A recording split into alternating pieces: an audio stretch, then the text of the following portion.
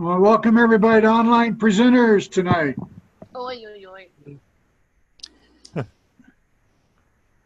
The club is for learning skills for better webinars and online events. And we got a great round of contestants tonight for the contest. Our policy is we do produce stills and excerpts from the video we record for the club's PR and social media purposes. We can make exceptions if anybody doesn't want to appear on the video. They can be edited out after the meeting. Some online tips is use headset or earbuds or noise canceling microphones. Mute yourself when you're not speaking, especially tonight with the contest going on, so we don't have any background noise. Also, if you're going to do anything distracting, please mute or turn off your video if you have to get up from your chair or do something. The buttons are in the lower right-hand corner for the microphone and the camera. In the upper right-hand corner, you have speaker view and gallery view. You might want to try to use speaker view for the contestant. You'll be able to see much more of them. Please make sure that you're watching the time tonight. I did hear one contestant ask for an audible signal, but make sure you know who the timer is. And I also advise you to use your own timing device as a backup. And if anybody wants to join, tell them to go to our Online Presenters website and click on the join button, and they'll have a form to fill out, and then we can contact them and talk to them about joining the club and what the requirements are. And now it's show time. I'll stop sharing and turn this over to our Toastmaster. This is Roger Fung, your Vice President of Education. I do have one last briefing for each and every one of you. For those of you who are familiar with online clubs, we actively use our chat to send messages back and forth, questions, and so on and so forth. Because we're in a contest, please refrain from making comments during our contesting time. Instead of things like, hey, I think so-and-so should win the whole thing. We should stop this. We don't need to go through anymore, da-da-da-da-da. So let's refrain just for this week. We can have some reaction after all the contestants have spoken. With that said, help me welcome our contest master, Mr. Luke Brown. Thank you, Roger. Sound check real quick. Can you hear me, Roger? You're good. Awesome. Thank you. Welcome, distinguished club officers, fellow online presenter Toastmasters, fellow Toastmasters from any other clubs, and welcome guests. Thank you all for being here for this very special event, of which I am very honored to be a part of. As Roger mentioned, my name is Louis Brown. I am your contest master for this event. This contest is exclusively designed for undistricted clubs and is our first one here at Online Presenters. Please ignore that siren you may hear in the background. The winning speech will be sent to World Headquarters, where our winner will have a chance to be crowned the 2019 International Video Speech Champion. Speech contests are an important part of the Toastmasters educational program. Speech contests provide an opportunity for speakers to gain contest experience and to recognize the best speaker as an encouragement to all. They also provide an opportunity for us to learn from the more proficient speakers who have benefited from their Toastmasters training. We will have one contest, the video speech contest for undistricted clubs. Please give your full attention to the contestants while they are speaking. There will be 1 minute of silence between each speaker to allow the judges to mark their ballots, and a semi-indefinite silence after all speakers to allow the judges to tally their ballots and the ballot counters to collect all of the ballots. As was mentioned earlier, please mute your audio during the speech. We will do our best on our end to mute folks if you are unable to do it. If you have a headset like me or any other device, definitely mute yourself from your end as double safety. And please avoid any unnecessary visual distractions by muting your video if necessary. Ladies and gentlemen, please welcome our Chief Judge for this event, Toastmaster Carol Prahinsky. Madam Chief Judge, have all of the contestants, helpers, and judges been briefed about the contest rules? I don't know about the contestants. I saw part of it. That was Roger and David involvement. I briefed the judges, and we did have a change of judge, but all the judges that are currently set up as a judge are ready to go. Wonderful. Thank you, Madam Chief Judge. I was present during Roger's briefing of the contestants, so I will say that he would, I'm sure, agree that they have all been briefed. We will now begin our 2019 video speech contest. The speaking order for the video speech contest is contestant number 1, Jim Barber, contestant number 2, Norman Dow, contestant number 3, Viviana Wijaja, contestant number 4, Lois Margolin, contestant number 5, Sunny Fridge, and contestant number 6, Tracy Kawa. Let's begin. Jim Barber, I miss the elevator man. I miss the elevator man, Jim Barber.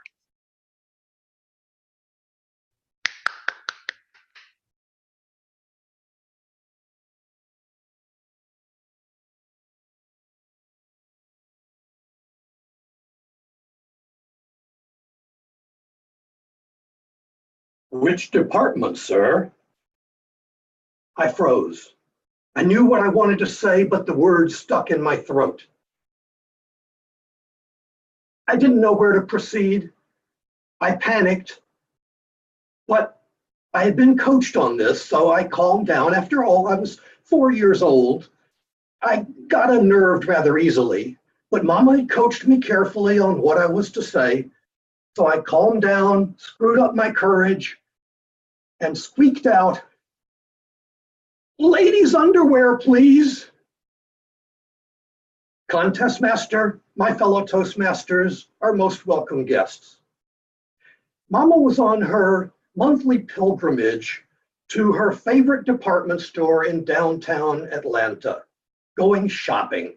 And I loved to go along with her, not for the shopping, I hated that, but because of that department store. It was the last department store in Atlanta to have an elevator that had an elevator operator.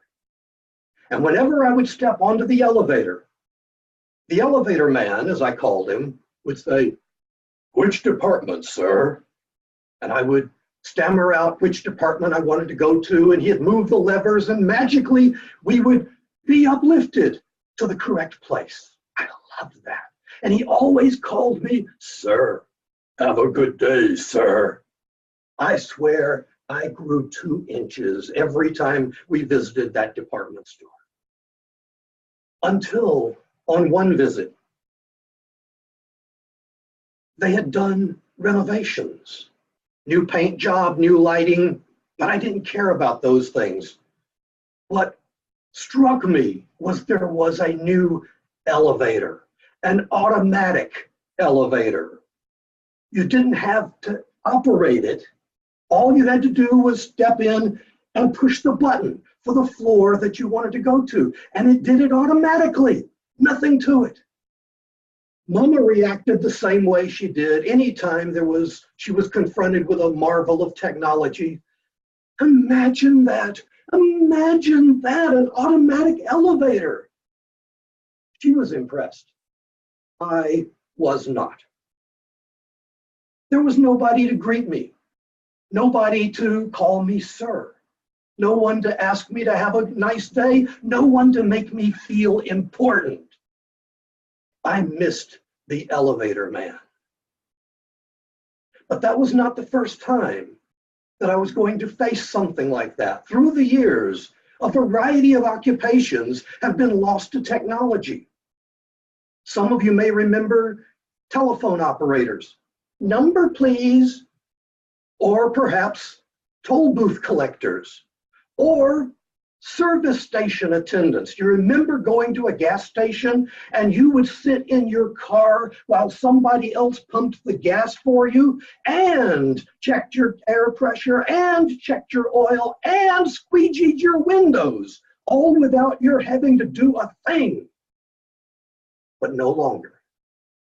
And today, although it's in its infancy, AI is barreling towards us. Artificial intelligence is going to revolutionize the workforce.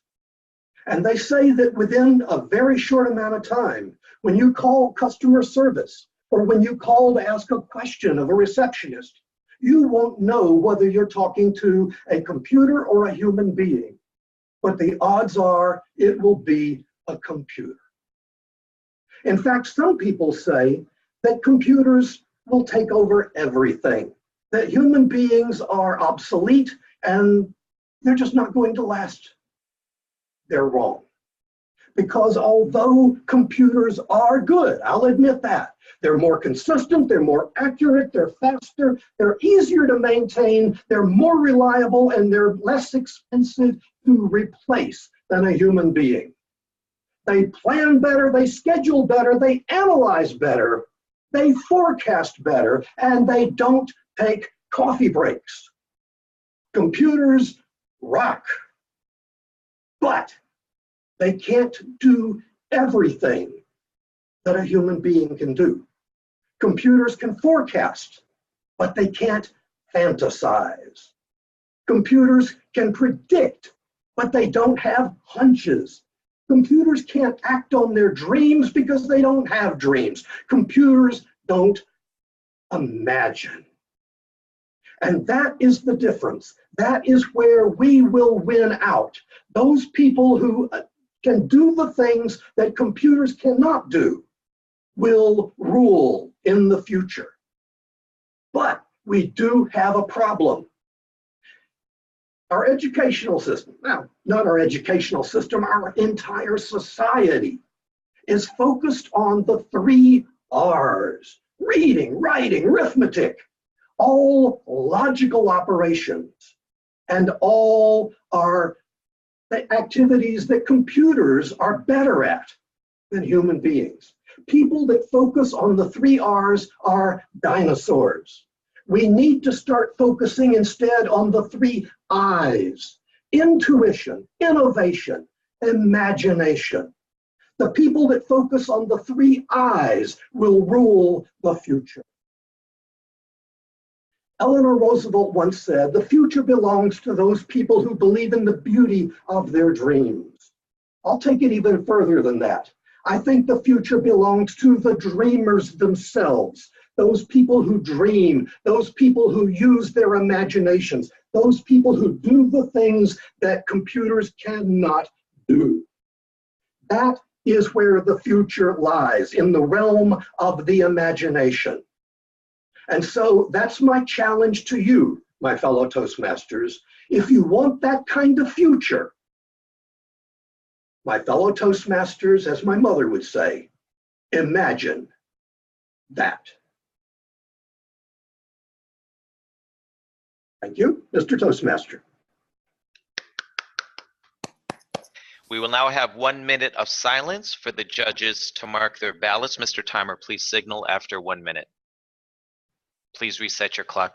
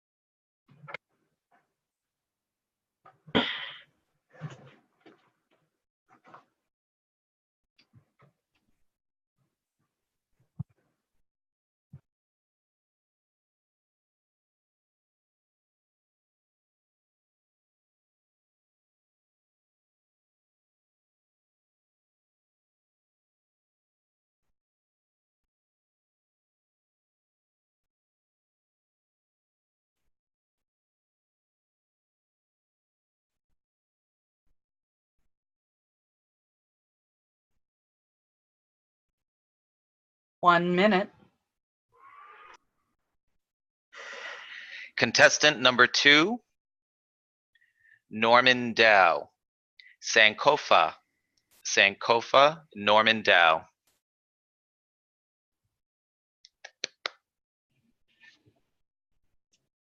Fellow Toastmasters, Mr. Contest Master. Wakanda is not the only place in Africa which is a fount for unusual wisdom. There's another place. It's called Kumasi, the capital of the Ashanti people in Ghana. It is my home. My name is Sankofa, the wisdom from the past. I'm represented normally by the Adinkra, or a hieroglyphic symbol that actually means to go back and get what is valuable in order to build a solid foundation for moving forward. Tonight, I would like to deal with or address the most pernicious issue in American society, and that is race. Let us begin.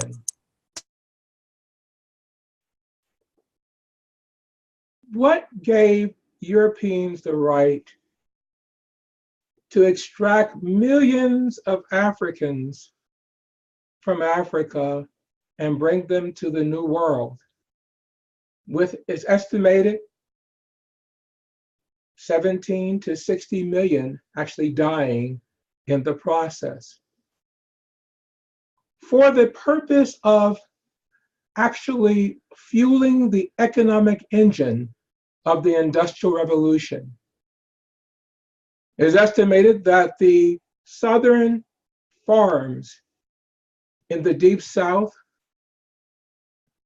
planted in Mississippi, Alabama, Louisiana, and places where 60,000 Indians were sent to the West in the Trail of Tears, and over 1 million Africans moved to pick cotton, provided 80% of the cotton used by the English mills, and of course the northern mills. What gave Europeans the right? Well, there is really a very simple answer, and that is might makes right. Might makes right. I'm reminded of an African proverb that until the African lions have their own historians, tales of the hunt will always glorify the lion. Excuse me, the hunters. Our tales talk about the manifest destiny of the United States from sea to shining sea. And it's a glorious tale we learn in school, but it's built on the quicksand of might makes right. Unfortunately, or perhaps fortunately, things are shifting. The demographics of America are changing. And we are about to become a majority-minority country. The brown and the yellow and the red that were the minority will become the majority, and the white will become the minority. I believe there's a palpable fear of what will happen if there's a new majority of people that are now the minority, and they still believe in might makes right. Perhaps that's what's behind Charlottesville, the alt-right, and even behind Make America Great Again. I, Sankofa, have an idea of how we can reverse this. Remember, my name was, let's go back to the beginning and find what is valuable and move forward. We were started as an organization, as a country, as a society, based on might makes right, and there were winners and there were losers. I suggest that we go back and engage a new philosophy for many of us, but one that's really common in most of Africa. It's called Muntu. And this society or this culture actually talks to, there is a dynamic tension where everyone wins. We have a win-win-win and not the win-lose that is intrinsic in might makes right, where we look at what's good for the powerful and the powerless, for the white, for the black, for the yellow, for the red, for the male, for the female. And we craft solutions where everybody wins. We don't have winners and losers. If we were to incorporate this Muntu idea where we're looking to succeed together as opposed to having winners and losers, I think we'll have the basis for ending some of our racial fear. And instead of might makes right, we'll get right makes right. Mr. Toastmaster? We will now have 1 minute of silence for the judges to mark their ballots. Mr. Timer and Mrs. Timer, please signal after 1 minute. I remind everyone to please keep your audio muted during the speaker's time.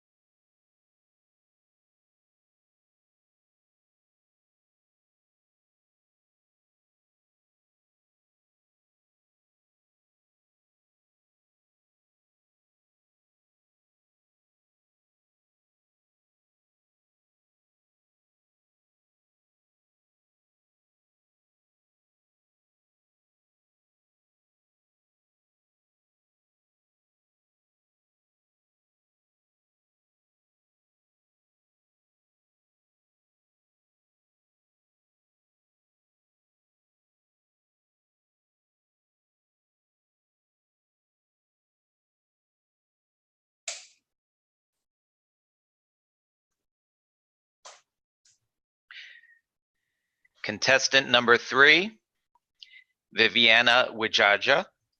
At peace with my inner timeline. At peace with my inner timeline, Viviana Wijaja. Fellow Toastmasters and guests, today I'm going to share the timeline of my life so far and the contentment with where I am and the pace of my progress in my life. My favorite bird is peacock, and if you don't know, the peacock feathers symbolizes beauty, awareness, and protection. Peacocks are beautiful. When they spread their tail, it gives you a sense of protection and peace. Our life isn't just made of past and present. Future is part of our life too, although it hasn't happened yet. Do you know that peacock has 1,000 eyes on its tail feathers? And I'm going to use this eye to talk about my past, present, and future. When we used to live in a small town near the seaside in East Java, Indonesia, my father was my ally. I used to have a haircut like a boy when I was young because we went to a barber shop together. He always granted my wishes, and I always look forward to the weekend. Papa, are you free this Sunday? Let's go to the forest, see monkeys, and have lunch at the restaurant. I jumped into his jeep and he drove to the forest. We always visited the same places again and again, and we never get bored of it. When I was 10, I begged my parents to let me live in the big city. I didn't care with whom I would live. I loved the glamour of a big city. And my cousins who live in the big city look cool and smart. They always mock me. You are a girl from the village. But the freedom had a cost. I lived with my uncle, my mother's older brother, who had 4 children and a nephew, all living in one place. Living with 5 children could be chaotic. I had to share bed with them, and I always felt hungry because whatever food was provided on the table, it was finished before I could fill myself. And one of my uncle's daughters were my classmates, and we became competitive. We often get jealous of each other, especially in academic performance. Freedom started when I went to the university. We got to choose what we wanted to study. I lived with my elder sister, and we shared the freedom between us, rather than among 5 children. I thought I liked engineering. I thought it was in the family. I admire my uncle, my father's older brother, who was a successful engineer. However, the job placement didn't go well with me. The job was boring and stressful. The production and operation were too hectic. And we did the same thing over and over again. I had enough for it in 4 years with 2 attempts of escape. Somewhere between that timeline, when my enchantment with engineering was still there, I married an amazing engineer. Surprisingly, our daughters didn't like engineering. They are infatuated with arts, design, and technology. And we know that engineering has a lot to do with it. 5. As I discovered my passion for learning, I was fascinated by internet, coaching, personal development, and public speaking.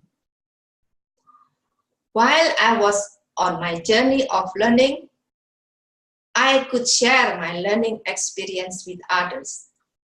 And that's how I became a coach consultant, helping my clients build their business online. There are 1,000 eyes on peacock's feather. There are beauty, awareness, and protection. I see future looks amazing. I see there my hopes, desires, and dreams materializing through my passion, patience, and perseverance. Thank you.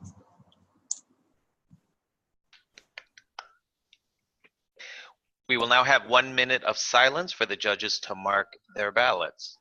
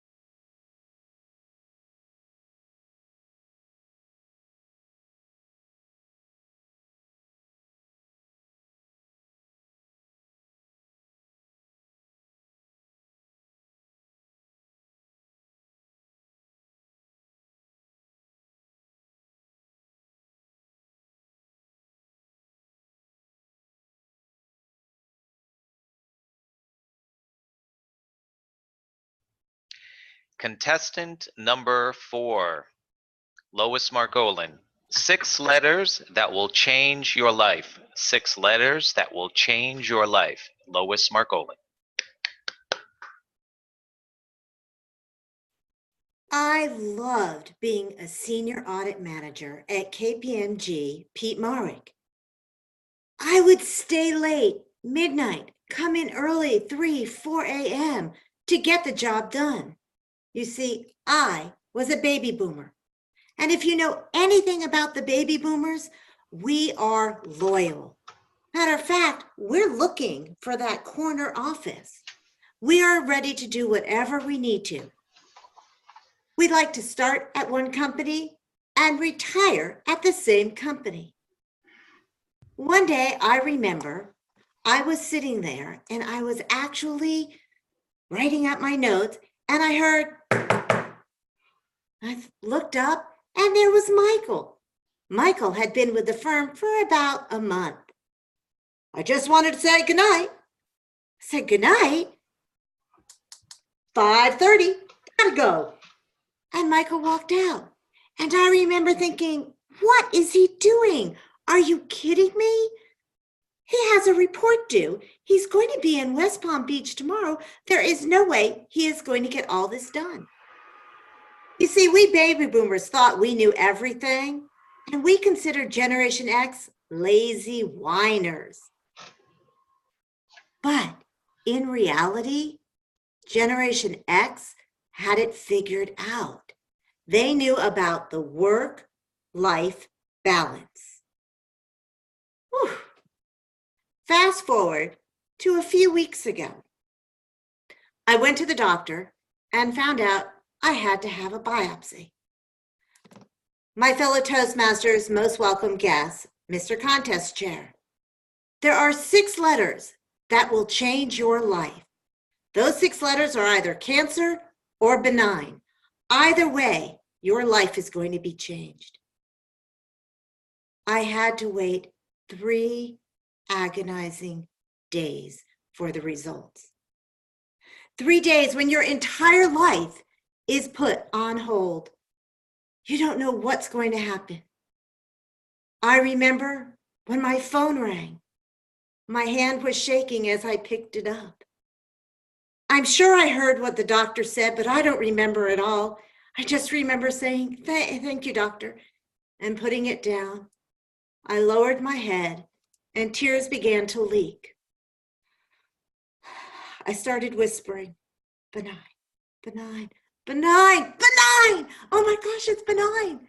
My husband came running in and we both hugged each other. We were so excited. What a joy that was.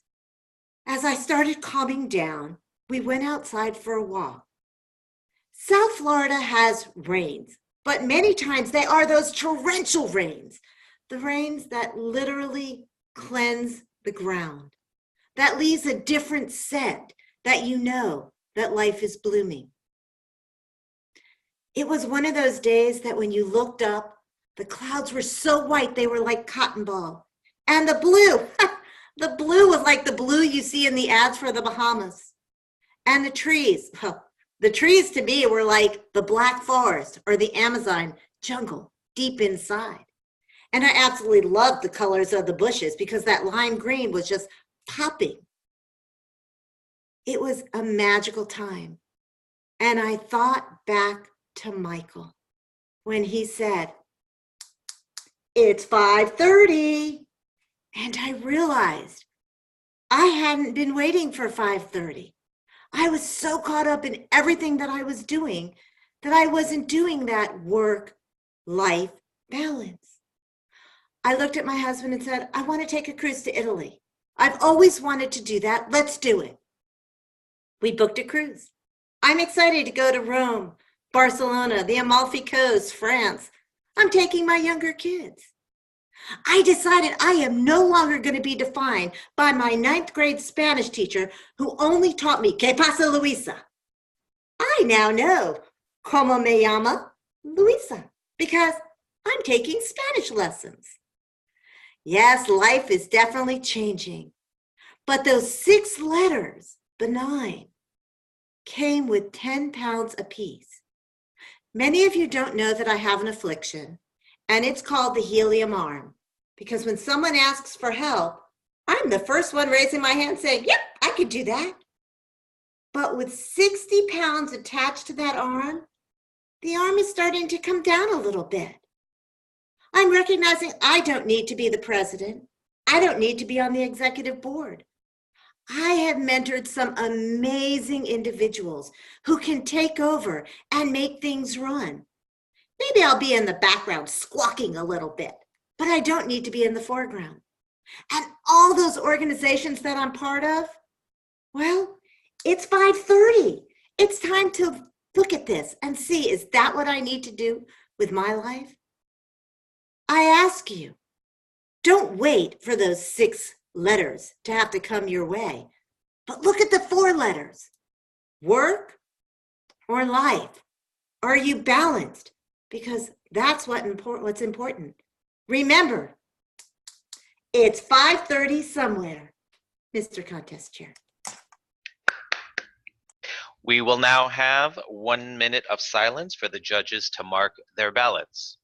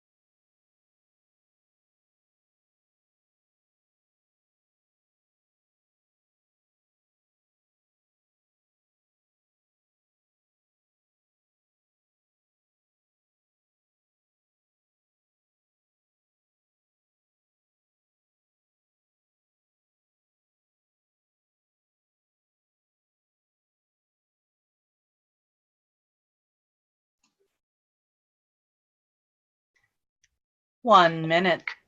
Contestant number 5, Sunny Fridge. Dream big. Dream big, Sunny Fridge. How many of you began the year achieving a dream or thinking about achieving a dream? I'm glad to be in the room with so many dreamers. I grew up in New York City, filled with millions of people from around the world who wanted to live the American dream. You might be surprised at the place that has the most dreamers. It's not New York, it's not Hollywood, it's the graveyard. So many people die without achieving their dreams. We never saw their leadership. They never used their voice. We never saw the book that they would write. Fellow Toastmasters, honored guests, and dreamers everywhere. The question is, if you died today, what dreams, what ideas, what talents would die with you? The great poet Langston Hughes said, "Hold fast to dreams, for if dreams die, life is a broken-winged bird that cannot fly." Today, I'd like to share with you the importance of holding fast to your dreams. As an educator, an entrepreneur, and a communications consultant, over the years, I've seen 3 common reasons why people fail to hold fast to their dreams. One is discouragement, perhaps from a family member, a friend, or coworker. Another is being set back from disappointments. And sometimes people just lack the confidence to pursue their dreams. Maybe you wanted to be a public speaker, but you gave up. Don't give up. You can still do it. Thanks to Toastmasters, my dream is to become an international public speaker. Maybe your dream is to mentor young people, launch a new product, start or expand a business. Leadership expert John Maxwell says, no matter what your greater destiny, you can never achieve success if you don't define it for yourself. To hold fast to your dreams, that dream you're chasing has to be yours and not someone else's. Raise your hand if you would agree. Life is too short to be living someone else's dream. When you're living someone else's dream, it doesn't fit right. But when it's your dream, it has the right fit. When you own the dream, you feel that you were born to do it. And when someone else owns the dream, it's required to make you do it.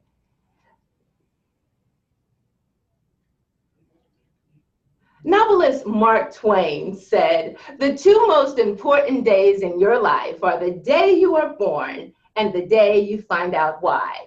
And if you find out your why and it's big enough, then the how will come." To hold fast to your dreams, you have to have goals and a plan. I know this is not new for some of you, but the best laid plans sometimes go awry. There may be a detour that you have to take, and there may be a roadblock. I've shared my story. After 15 years as a journalism educator at a local university, there was a change of leadership. My contract was not renewed. I was no longer training students to become effective communicators. It was a difficult time in my life. But sometimes a setback is a setup for a comeback. I took my own advice that I told my students to dream big. And I love being inspired by Oprah Winfrey. She says, "God can dream a bigger dream than you can ever dream for yourself." This year, I'm chasing my dream with power, purpose, and passion. Sure, there are times I doubt myself, but here's what I know. If you're thinking about having a dream, don't give up. Look to the person to the left and to the right and tell them, don't give up, dream big.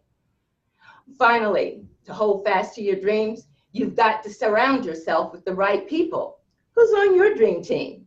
My dream team includes people who inspire me and are not afraid to let me rise and shine. Surround yourself with people who see greatness in you, even when you don't see it yourself. And for those of you who are having trouble with understanding the greatness within you, you have to realize your value. Let me use this $20 bill as an example. Now, I know money doesn't buy you love, but $20 can buy you a lot of chocolate. So if I take this $20 bill and crush it like this, would you still want it? I see some of you shaking your head. What about if I dropped it and stepped on it? Would you still want it? What about if I did this? Would you still want it? Why would you still want it? Because it still retains its value, and so do you. Fellow Toastmasters and dreamers, there may be coming a time where you'll feel like you've been roughed up, that you feel like your dream has been torn apart, that you've been stepped on. That's when you have to remember your value. And that's when life will knock you down. But because you know your value, you'll get back up. Eleanor Roosevelt said, "The beauty of the future belongs to those who believe in the beauty of their dreams." And one of the greatest dreamers the world has ever known is Dr. Martin Luther King Jr. Not only did he have a dream, he owned his dream. And he had plans and goals. And you know, the March on Washington, well, he probably had the biggest dream team ever. Because he dared to dream, he believed in his dream, and he shared his dream. His dream lives on. Let that be our inspiration to dare to dream, to continue to dream. I encourage you to continue dreaming, believing, and achieving, and hold fast to your dreams. Mr. Contest Master. We will now have 1 minute of silence for the judges to mark their ballots.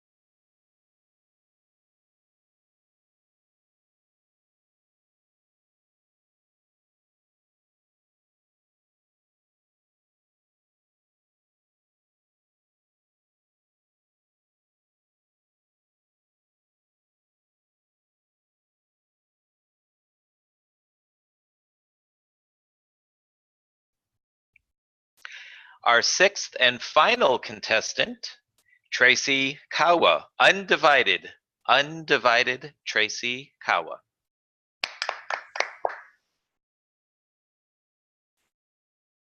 Contest chair, fellow Toastmasters, and guests. Have you ever been discriminated against? Have you ever been made to feel like you don't belong somewhere? Have you ever been the victim of prejudice? How do you respond in the face of prejudice like this? How do you respond? How do we respond collectively as a community in the face of extreme atrocities that occur from just a moment of prejudice? 5 years ago, 3 boys walking home from school on a beautiful day in Israel were abducted and senselessly murdered by Palestinians. A parent's worst nightmare. Imagine being sentenced to a life of sorrow for having committed the crime of sending your child to school that day.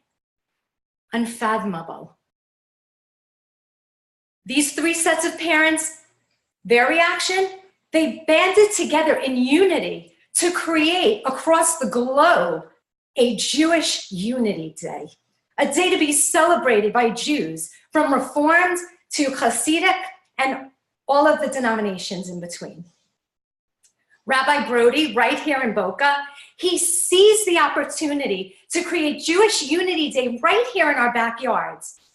He held the event over at the Florida International University campus down the road and flew in the parents from Israel. My boyfriend Reggie and I attended the event. We walked in and there was a sea of people. However, we spotted a couple of seats dead center. And as we made our way through the crowd and past all the knees, started to settle into our seats, I noticed something a little peculiar in the row in front of me on the right. There was a tall, Black, maybe island, African-American man with dreadlocks. What was he doing here on Jewish Unity Day? Usually, I would be the last person to ask this question because everyone knows my boyfriend Reggie is Black. And I drag him up and down the road to every single Jewish event here in Boca that you can imagine. He thinks he's one of the tribe. However, there was something a little unusual about this man with the dreadlocks. There was no one sitting in the 2 seats on his right, and there was no one sitting in the 2 seats on his left. Maybe he's saving those seats for a nice Jewish family. I better keep my eye on him. After 9/11, you know, we can't be too careful anymore, can we? I look around the audience and I notice something even more disturbing on my left. There's a younger man. He's lighter skinned. He's brighter skinned. He could have had some Arab in him. What was he doing here on Jewish Unity Day? He should have known that this was a day that was created because of this atrocity that occurred over in the Middle East with the Palestinians and the boys. I'm gonna keep my eye on both of them. I've got one Gucci bag and it's heavy. And if anything goes down, I'm gonna grab it and all of a sudden the lights go off. It's pitch black in the auditorium. And suddenly a spotlight comes on, coincidentally, right up on top of the man with the dreadlocks. And I see he begins to rise. And I don't know if anybody notices this or not, but he's pulling something out of his pocket and it's shiny and it's glimmery and it's silver. And as I go reaching for my Gucci, all of a sudden I hear, all my life, I've been waiting for. I've been praying for people to say that we ain't gonna fight no more. There'll be no more wars, and the children will say, one day, one day, one day, one day. I looked around, and Reggie and I were dead center, all right. We were dead center of a 5-man a cappella singing quintuplet of men that were different nationalities, different ethnicities, all standing up singing One Day. Later that night, I went home.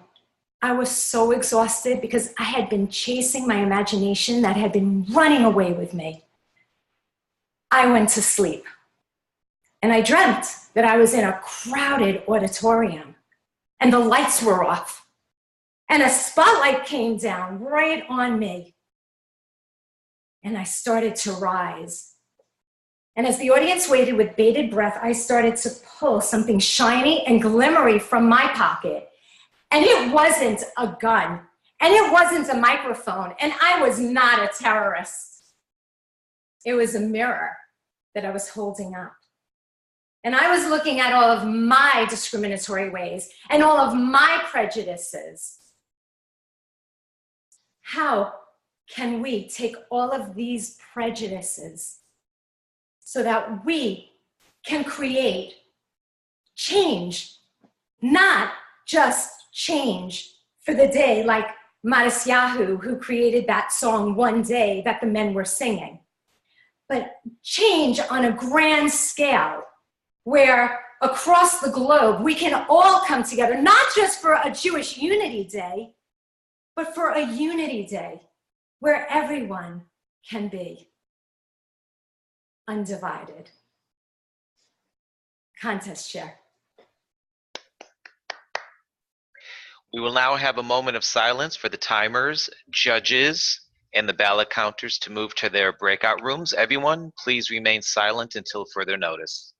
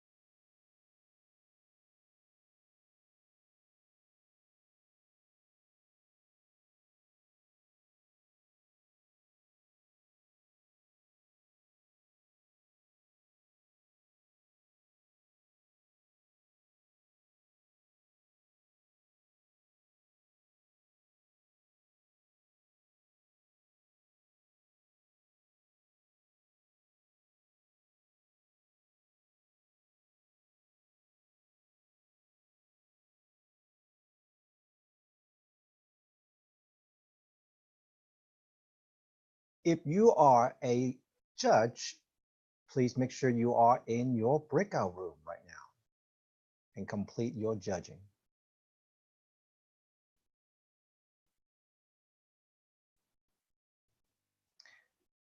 With that, our contest master, you may continue. Thank you, Roger. Everyone, feel free to unmute yourselves and join me in a round of applause to all of our contestants.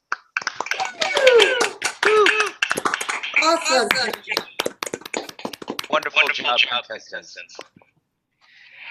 Okay, I'm now getting feedback. I'd ask everyone to please mute yourselves.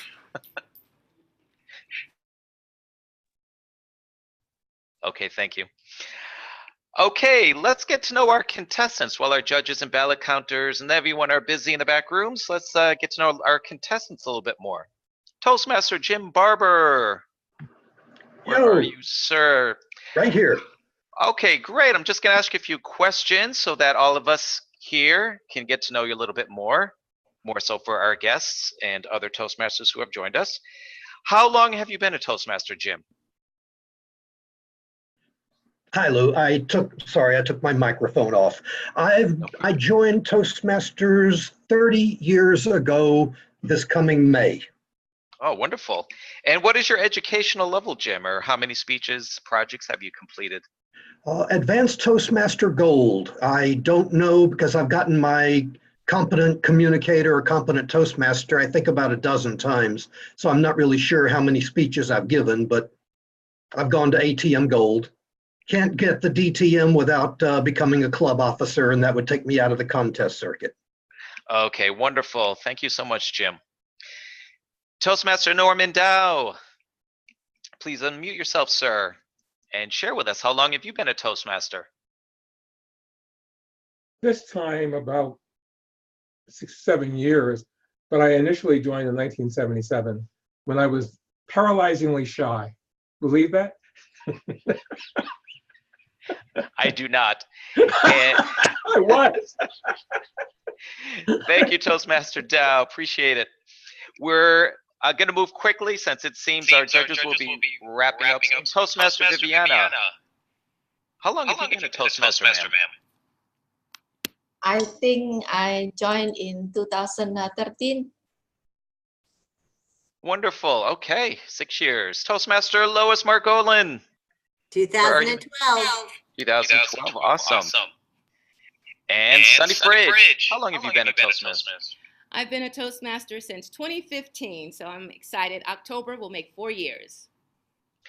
I am feeling so old. Unbelievable. Toastmaster Tracy Kawa, how long have you been a Toastmaster? 2 years, sir.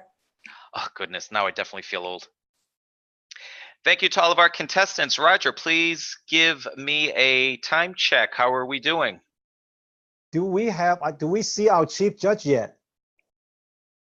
Does not look like it. Why don't you go ahead and greet some of our visitors for the first time? Wonderful. I'll do that. I just need someone to give me the names of the visitors. Roger, if you know who they are, feel free. All right, Rick Hartman, please. Hey, how you doing? Quickly, what did you think? Well, it's been a lot of speeches lately between the clubs that I'm a member of, and we just had our contest for Area 43 on Saturday. But all the speeches were terrific. I've really enjoyed them. That's why I plugged in tonight. Glad to be part of it. All right, glad to have you here. Deborah Spears, if you can unmute yourself and say hello to everybody. Hello, everyone. I'm just visiting. I love listening to the pros at work because I just joined Toastmasters in January of this year. Yeah. All right, great. Have you attended any kind of speech contest before? This would be the first one, with the exception of just seeing the contests that they have in the clubs. All right, great. Glad to have you. Later on, once we get the results later, I would like to invite all of you to stick around for a few more minutes if you like to banter a little bit. With that, let's jump down to, let's see, we have an Oppo R17. I believe that would be the name of the phone. Oppo R17, is that a Chinese-made smartphone? Not hearing anything yet. That's okay. Nicole. Hi guys, sorry I can't show my screen. Kind of busy back here. Okay. Hi, I've been at Toastmasters member since December 2018, so I'm a newbie still. All right, glad Oh, to have are you. you a member of our club? Yes. Yes, we do that every week. We introduce her as a guest. No. I just want her to keep talking. Let me give you a quick announcement before I turn it over to our chief judge. We have a number of things going on here in Online Presenters. There's a lot of activities going on. You don't want to miss some of these upcoming meetings. Number one, this Saturday at 2 p.m. Eastern, we are having our speech-a-thon. We have 5 speakers, and we do need some evaluators, so jump on, log in, and be an evaluator.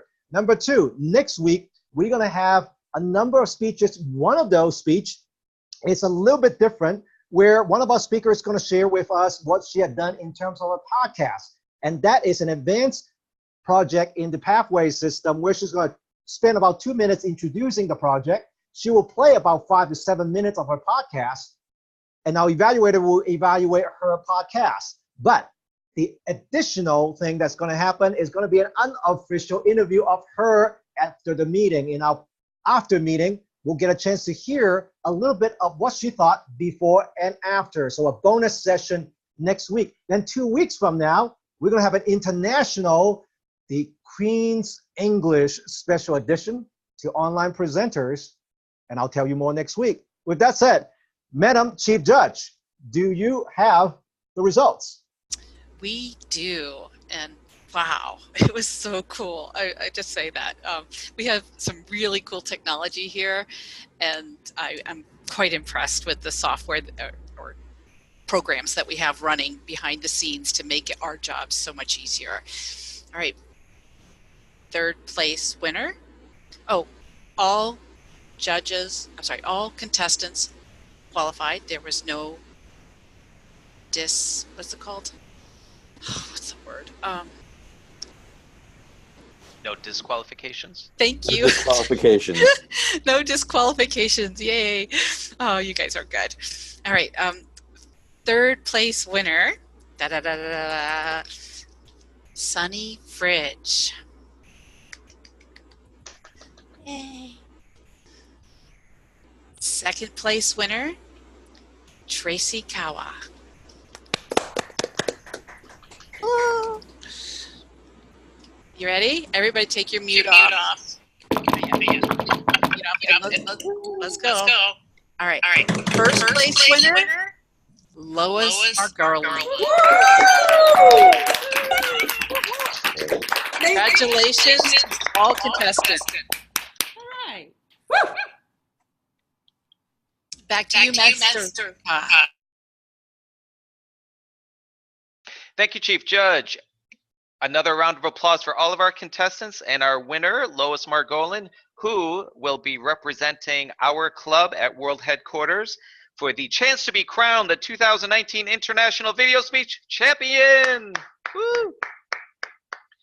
Big thank you to all of our helpers, our judges, our ballot counters, our timers, anyone else that I may have forgotten to mention. Roger, feel free to help me out. Any and all helpers, big thank you. Round of applause. Roger, do you have any other announcements at this time? Very good. The contest is adjourned. Whoever is recording, please stop. And I turn control back over to